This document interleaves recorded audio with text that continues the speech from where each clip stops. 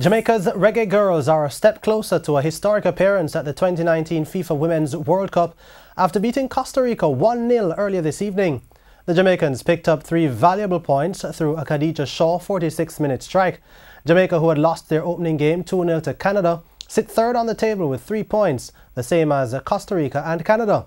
The Costa Ricans, however, have a superior goal difference after beating Cuba by 8-0 in their first match.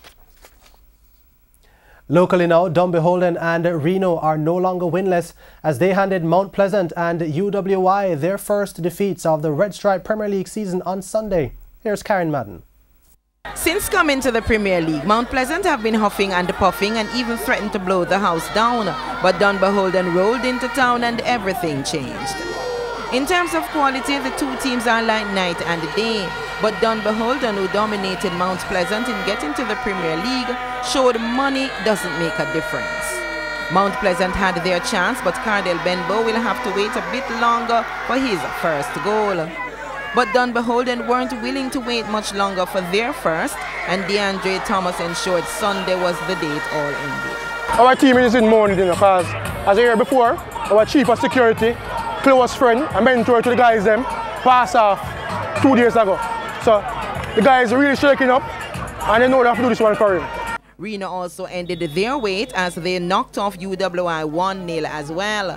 Thorne Simpson getting the job done as early as the 2nd minute.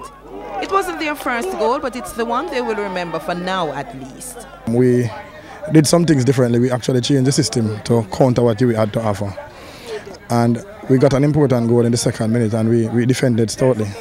It just goes to show, as I've been saying to my player, we can give up possession, but we can create more chances. And I thought we created maybe 2 or 3 chances that we could have taken the lead and make it the margin of victory a little wider. Portmore United have been wobbling, but they will be hoping the wheels are now steady following a 2-0 win over Cavalier.